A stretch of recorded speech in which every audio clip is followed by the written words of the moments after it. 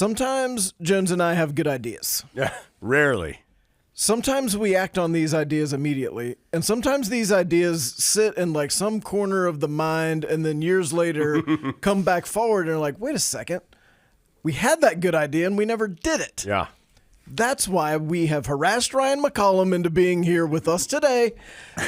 So a little background on Ryan. So Ryan's wife, Emily, works currently in the ticket office. That's right. Actually, she just moved over to the Rams Club, but she's doing tickets and parking for the Rams Club, yeah. And is one of those rare people who gets things done. Oh, yeah. And is pleasant. Yes. Pleasant and gets things done. Yes. Like high on the list of if you need something done, call Emily and she will do it, which is a rare quality. But once we came to know more about Ryan, we understood why this works. So Ryan McCollum's here with us today. Ryan, tell folks just a little bit about yourself, and then we'll talk more about it. Sure, yeah. So Emily and I, high school sweethearts, met in 2009, been together ever since. I went away to West Point in 2010, 4 years there, graduated, and spent 5 years active duty in the Army. My first permanent duty station was at Fort Bragg, North Carolina. So that's, we're from Youngstown, Ohio. That's what brought us down to Carolina to begin with. And while I was in the 82nd Airborne Division, and Fort Bragg back then, Fort Liberty now, Emily was getting her master's in the sport admin program here at UNC. So that's sort of our, where we formed that Chapel Hill connection. And I spent another couple years in the Army after we got back from Iraq. I went up to D.C., spent a couple years in the Old Guard up there, and when we went to D.C., we thought, hey, that'll be a great place to get out of the Army from. We'll settle down. But it was really busy and really expensive. And it was a lot even before, COVID was ever a thing. So at that point, it was either back to Youngstown, Ohio or back to Carolina. And here we are. Yeah. So that's sort of in a nutshell how I know, the program and, sort of my connections there. Yeah. West Point just seems like an incredible place. Now, I'm guessing that your 4 years were a little tougher than me showing up and being like, wow, this place is awesome. Like, what is that life like? Yeah. So, funny enough, I went back for the first time since graduation a couple weeks ago for my 10-year reunion. And it was sort of a surreal full circle moment going with Emily and with Rose, our 1-year-old daughter. The experience, I tell people, as hard as it was, I would do it again. It was tough. The first year's really tough. And really, they put you through this crucible experience so that by the time you get out to the regular Army and you're expected to lead soldiers, that you'll be ready to do that. Mm-hmm. And, they've been doing it right for over, 220 years. So they've sort of got the model down. And it was difficult for sure, but worth every single second. Yeah. I would think it takes a special type of person to be willing to do that. Well, I think so. Yeah, I think so. I have a little trouble patting myself on the back and all that, right? But yeah, the people I met there were special people. The friends I made there are still my friends to this day, because you're really, you have to be kind of the whole package to get through it, right? You need to focus on your academics. You need to focus on your physical fitness. You need to focus on your military training and discipline in that regard. So it's really, they call it the 3 pillars, right? Those are the 3. And you need to be, beyond proficient in all 3 of those in order to succeed there. And, I did, Emily was going to college while I was going to college. And on my weekend passes, I'd go see what the real college experience was like. And I was very envious most weekends. And I would dread the drive back into the gates of West Point, which is just a uniquely great place, like especially in the winter. Like it's, it looks like Hogwarts. It's all granite. It's cold. You're right on the river. It's windy. You're like, God, what am I doing? Like, maybe I should just go to normal college. But I'm glad I stuck it out because it was worth every second. Do you have family history in the military? No, I don't. Well, not at West Point. So my uncle was in the Army. My great uncle was in Vietnam in the Army, and then my great grandfather on my mother's side was he was actually in World War II in the Navy. So we do have some military history there. And geez, now I'm thinking I do have a couple other of my parents' uncles who served. I certainly wasn't the only one in my extended family to serve, but it wasn't like there's this sort of this lineage of, that's sort of what our family did, right? What happened to make like 16 or 17-year-old Ryan think this is a commitment I'm ready to make and I already know it? Yeah, it was kind of crazy. I was probably like 10, 11 years old. And I was like I was obsessed with like the military channel. If anybody remembers that, I would watch like all those documentaries about like, old World War II battles and, Navy SEAL training. And I remember being in like 6th grade. I'm like, all right, yeah, I want to be in the military. Right. And then get to high school, started playing football, did, pretty well at that. I was getting recruited at mostly like small D1 or, sort of 1AA back when that used to be a thing. FCS schools, I think they are now. But, West Point started recruiting me and ended up offering me. And that sort of was like, okay, like this is something I kind of dreamed about when I was a kid. And now I have the opportunity to pursue that and my dream of playing college football. I mean, sign me up. So that's sort of how that happened. So Jones and I talked on the pod for a long time about how the Army-Navy game was our like bucket list sports event. And we finally got to go one year, several years Oh, nice. ago, Philadelphia. Yeah. in maybe like 19, 18, somewhere in that range. So we got to go to one. We might have been in the same one. Yeah. I think it was 18 because it was Jay Bateman, remember, was that's his right. like last year at Army before he came to Carolina, which would have been 2019. That's right. So it was 2018. Okay. So we've seen it from the outside and know how special that entire thing is. Yeah. You've seen it much closer than we have. What is it like from that vantage? Oh, it's, Beat Navy is everything, right? I mean, that's, there's Beat Navy Tunnel at West Point. It's not just the football team. I mean, that's the whole, half the mantra of West Point is, Beat Navy. We are, sworn enemies one day a year, and the rest of the time we're comrades in arms. But it's a whole culture there, really, from, every single team, not just the football team. Even folks who aren't in, intercollegiate or competitive athletics. I mean, it's really a way of life, and it's eat, sleep, and breathe. Beat Navy. It's everything. And the way things are going now with us being in the same conference, Navy and Army both being in the AAC, Right. People are talking about, well, what if they play in the championship or will they do away with the Army-Navy game? I mean, I'm glad you guys got to go, cross that off your bucket list. It's a really special event. It's a really, I can't think of a lot more things more American than the Army-Navy game. What was your record? Oh, my record? I beat Navy once, but with the caveat, it was on the rugby team. So a little more about my experience at West Point. So recruited football player, was on the team for 2 years, and then spring ball going into my sophomore year, sorry. I tore my MCL in spring ball. It was about, I think it was like 4 or 5 months of rehab. So that my sophomore season, I was just on the rehab squad. I forget if it's a gray shirt or if they still call it that, but I was, medically ineligible. And then, came back, sort of lost my first step, right? Which, whether you're a linebacker or really any position on the field, that first step, the game was a little too fast for me to be competitive at that level.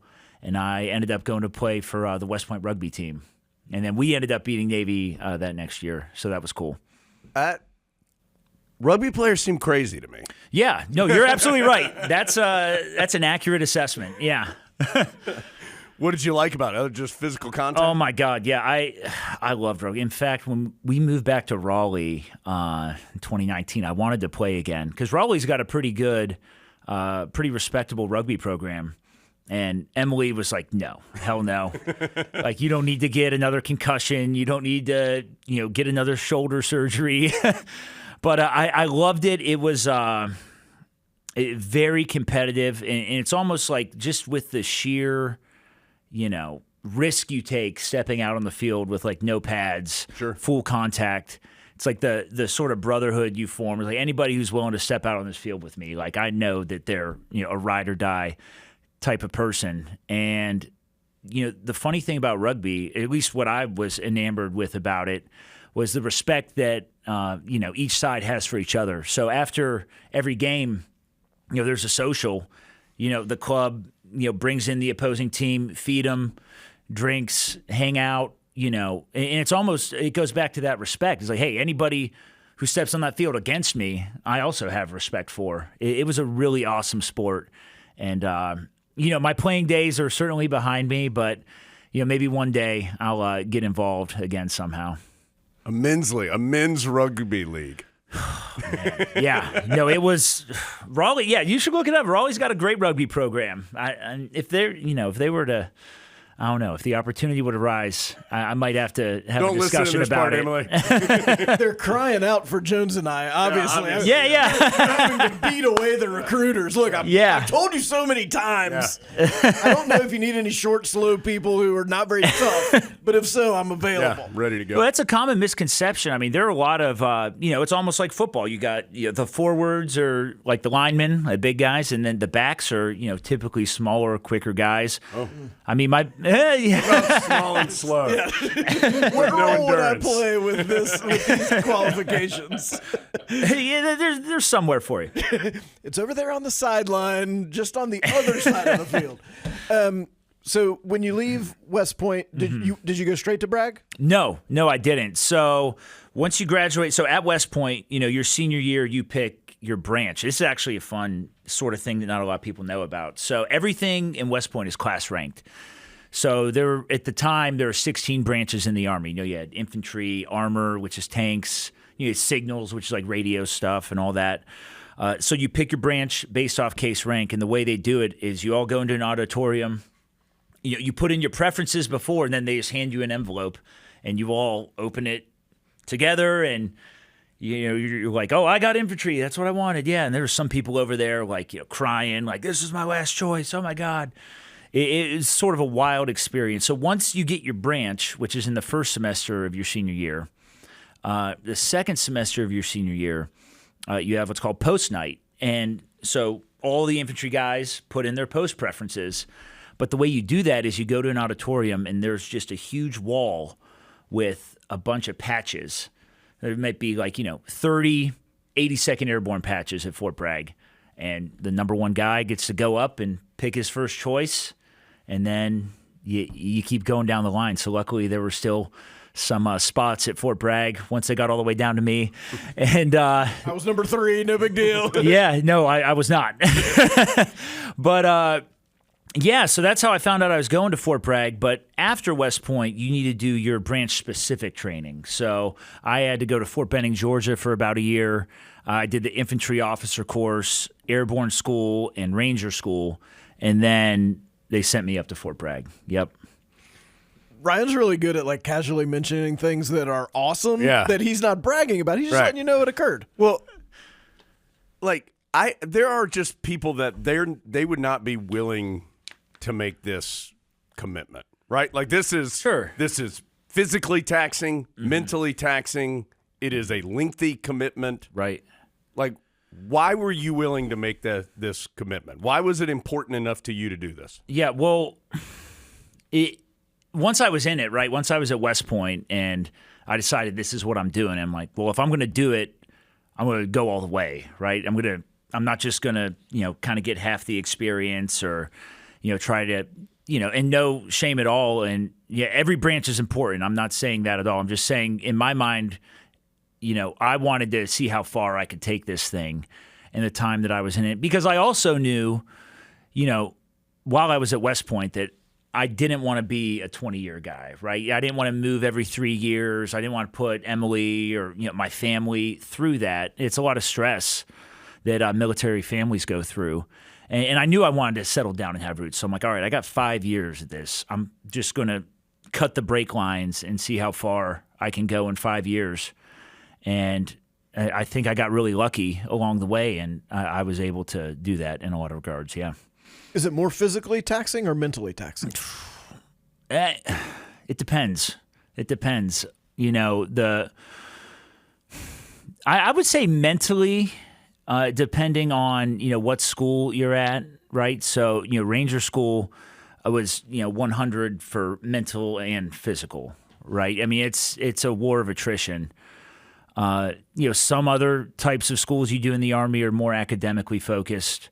I think on a whole, God, because I think about what I used to be able to do physically, the physical requirements were never particularly a challenge because I was always relatively in good shape from, being a football player and stuff like that. But I would say both. Yeah, it's hard to pick one. It was mentally and physically taxing, but also rewarding in both respects. What's a major washout of people at Ranger School?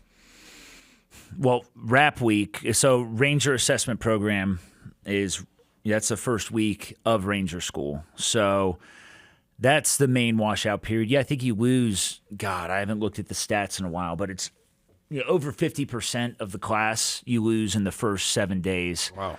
Just because, you have the Ranger PT test. You have, the 12-mile ruck march. You have, all kinds of other different physical, obstacle courses and things like that, some folks, just aren't really prepped for. And even if you are adequately prepped, working on little sleep and, being in that stressful environment, some folks don't make it through that. I mean, I made it through a couple of those events, skin in my teeth. I was, it's a little bit of a funny story, but I was a winter ranger. So I reported for the first class in, 2015. So I had Christmas leave beforehand, and I said, I went home. I was like, all right, Mom, get me as fat as I can get while still running 5 miles in under 40 minutes. And I think I showed up to Ranger School at 2:45. I was one of the biggest, and it was mostly fat too. And I remember, I came down, I made the final turn, and, they have the clock running just like that one over there. I'm like, okay, I couldn't quite make it out. I saw it still started with a 3, though. You had to finish in under 40 minutes. And then as I got closer, it was 39:40. I was like, oh my God. So I had to sprint across the finish line. I think it had to be 39:57. Hey. But it all counts. I did exactly what I set out to do. I passed the PT test as fat as I possibly could, and it kept me a little bit warmer in the winter, but not much. So, you said you were in Iraq, correct? Yes, that's right. Yep. All right. So at some point you're over there, and it's real, right? Oh yeah, yeah. So is it at that point? Are you completely just falling into your training? Is that what it's all about at that, or does your mind go other places? How do you even mentally prepare yourself to be in a scenario like that? Yeah, it's first of all, that was probably of course the thing I'm most proud of, with my time in the service. And again, sort of goes back to what I was saying earlier is, that was something that I had wanted to do. If I'm going to be in the Army, I'm going to try to go to a unit that I know is due to deploy, in my time there. And yeah, it was it was real, right? You're not, training anymore, sure, right? But it was, we do train so much, and especially, all Army units are great, but with a unit like the 82nd Airborne Division, we had a really high op tempo. So the year before we went to Iraq, our brigade was on the Global Response Force, is what it was called back then, GRF, and pretty much that's America's break in case of emergency.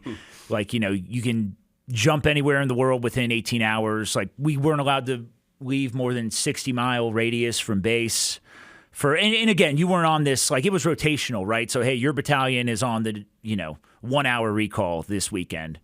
And then, you might go to a 2-day or a 3-day recall later down the line. But, anyhow, that sort of prepped me, that high op tempo, that high level of readiness sort of prepped, our unit really, really well for Iraq. And yeah, it was kind of, I think it almost in a lot of ways would have been easier in a day and age where you don't have, cell phones or the USO. Right.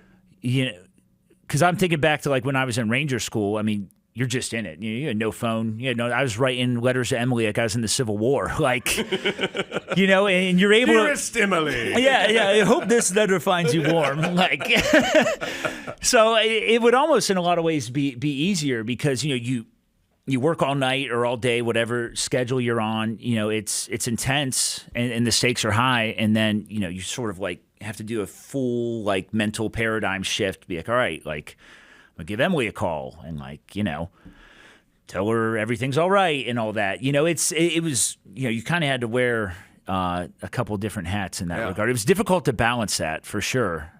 But luckily, everything went about as well as it could. And I'm really proud of that mission we were on. We were supporting the Iraqi National Army in the Battle of Mosul, which ISIS, if you recall, they had taken over much of Iraq, and we kind of had to go back over there. The 101st Airborne Division came in before us and sort of pushed them from Baghdad up to Mosul. Their last sort of stronghold in Iraq was in Mosul, which I think even today is the biggest city in northern Iraq. And we sort of supported them in their push to get those guys out and, disbanded and into Syria or wherever they are now. Do those days ever start to feel normal? Yeah, that's one of the most dangerous things about being in that setting is, complacency kills, right? And so they did start to feel normal, where it's a lot like Groundhog Day. You're like, all right, I'm waking up. I'm going to check these guard towers. I'm going to go out on this patrol. And it is a lot of the same stuff, but, it's hard to stay, vigilant and locked in because they do, start to kind of blend together and feel like normal days. But, you got to keep telling yourself and keep telling your men, there's no such thing as a, quote, normal day over there. It only takes once, so, keep on high alert. Yeah.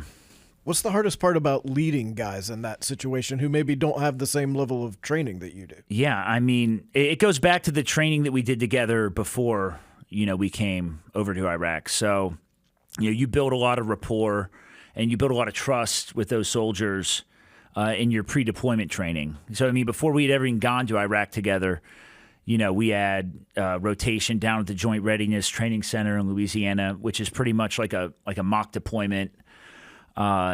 You go through those training events and you build that trust prior to. And then there's also a sort of element, and almost like going back to the rugby thing. It's like, all right, well, this guy's here, right? This girl's here. I trust like on some base level that they are, competent and able to do their job. Yeah. And you need to trust your folks in order to be effective. Yeah. Not that this would be a scenario unique to you or to anyone because we know it happens frequently. Yeah. But trying to assimilate yourself back into quote unquote real life. What was that like? That was wild. Yeah, I remember coming back and Emily was finishing up her final year of her master's program here at UNC. So we lived down in Sanford like before I deployed because it's about 45 minutes to Bragg, 45 minutes up here. Good way to split the distance. But obviously, like when I left, it makes no sense for her to live in Sanford. She got an apartment up here in Chapel Hill. So I, come back and I'm like living in an apartment in Chapel Hill. Like I remember being shocked at the amount of green around me. Cause I mean, for those who haven't had the pleasure, I mean, Iraq is it's like Mad Max. Like I didn't see green the whole time I was over there.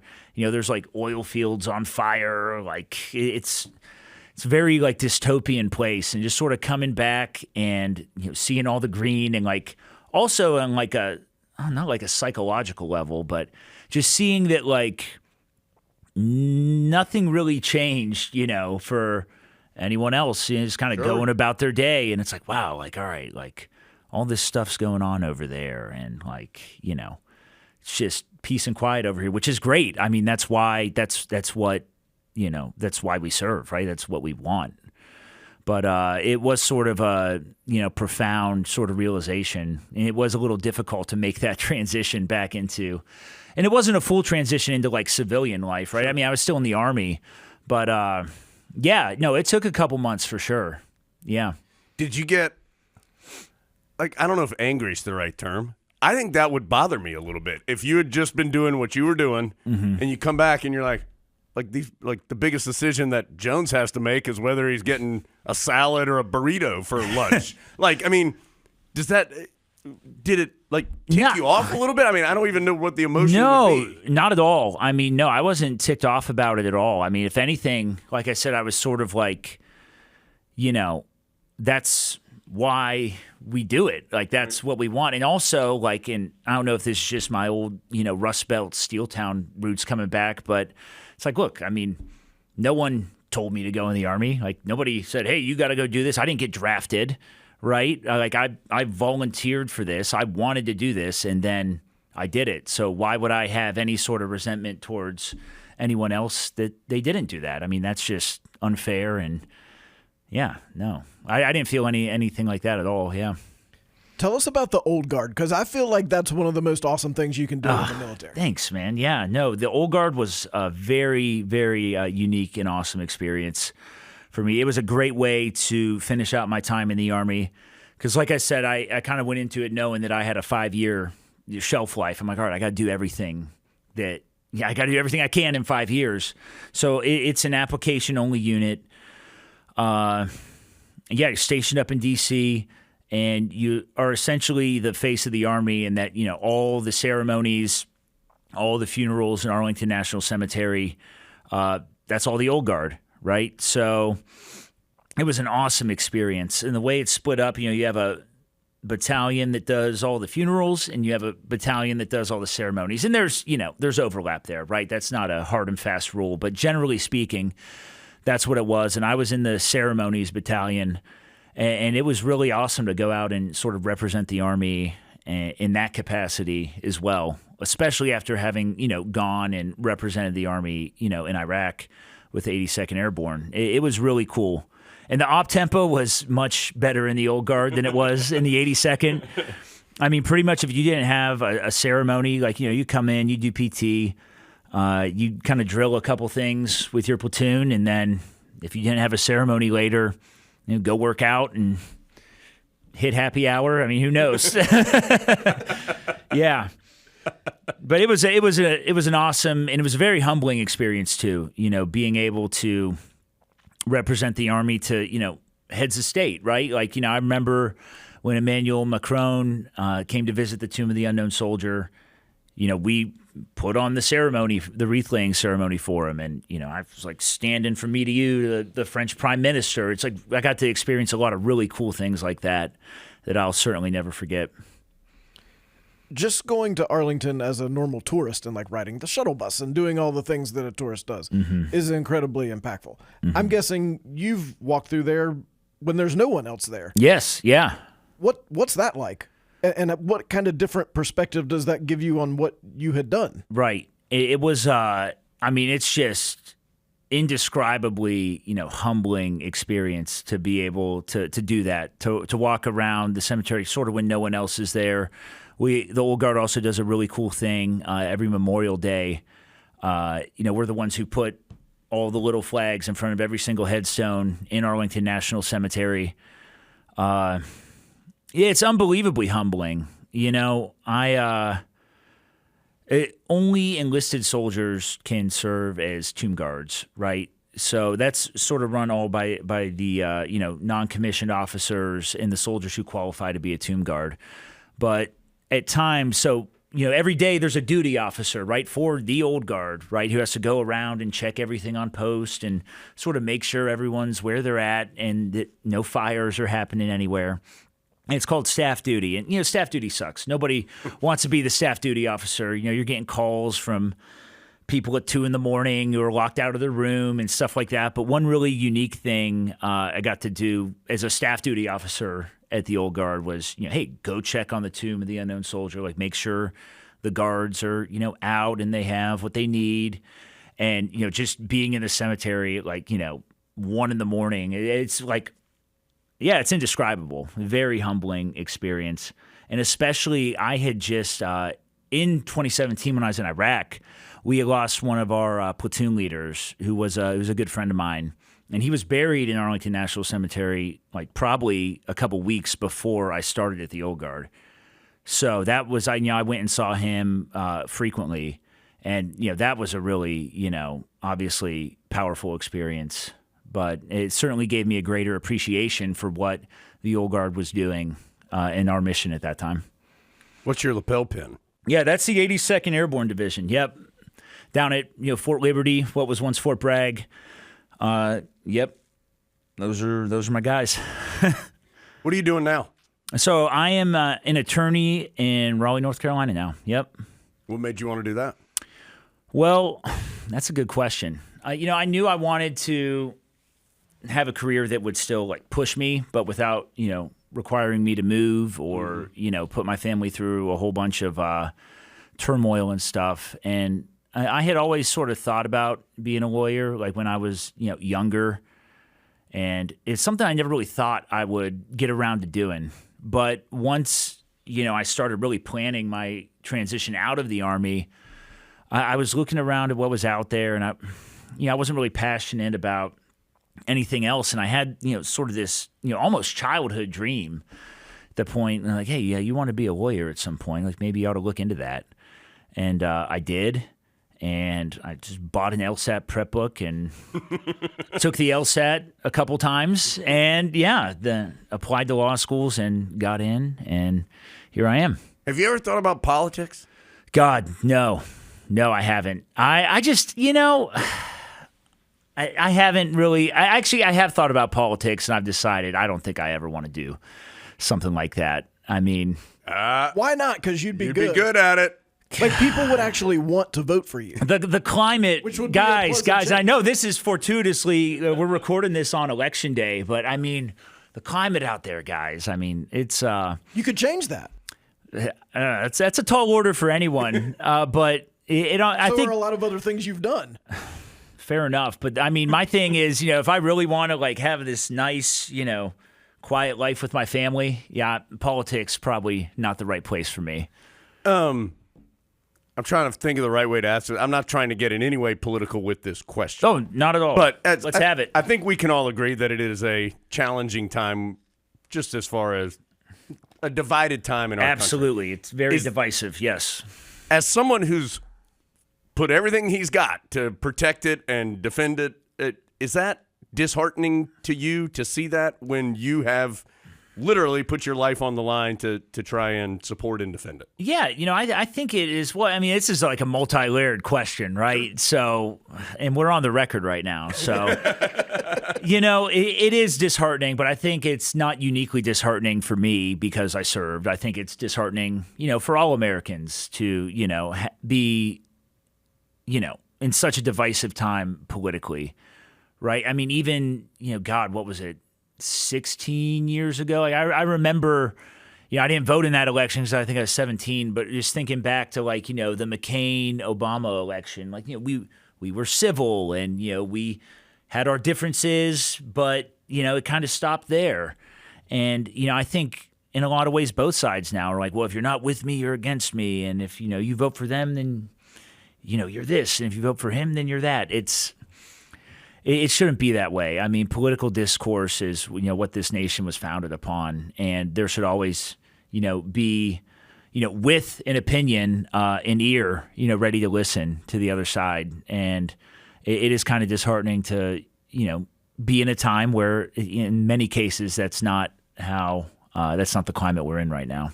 So, what could we take from your unit or the Army Rangers or the 82nd Airborne? Because you don't like everybody in those groups. No, and absolutely not. You never want to see again. But you're also willing to trust them and go out and do things with them that you might not do even with your best friend. Right. So what could we take from that to make all the rest of us a little more effective? Well, I think it goes back to trust, right? Like I said earlier, I trusted those folks because I knew, what the training they'd gone through, and I knew, sort of what they had sacrificed to be, in that unit, in the Army, with me. And I think if, we could possibly, recognize that we all have a lot more in common than we do apart, I think we might trust each other a little bit more. I don't think either side's trying to ruin the world or the country, right? But, don't turn it on the news because they'll tell you differently.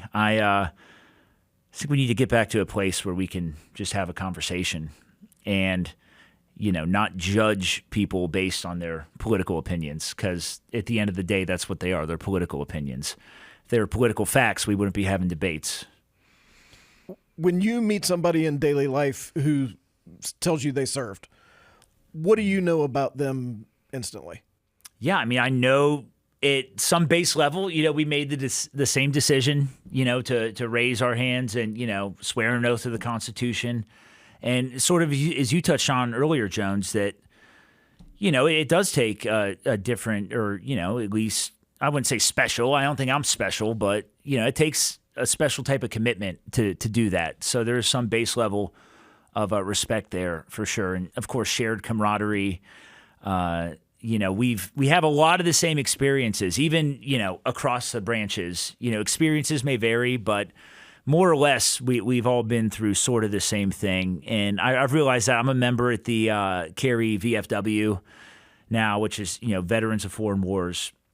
And, just sharing stories and kind of reminiscing. It's funny, everyone puts on the rose-colored glasses, once they get out. When 90% of the folks, and maybe sometimes even me, we're talking about how we can't wait to get out. But you look back now and you're like, wow, those are some of the best times I had. Some of the most meaningful, bonds I made while I was in the Army. And certainly don't take those for granted. And it's like, I wish I took more pictures. All the cliche stuff. But when I meet someone else who served, there is that instant level of camaraderie. I would think, yeah.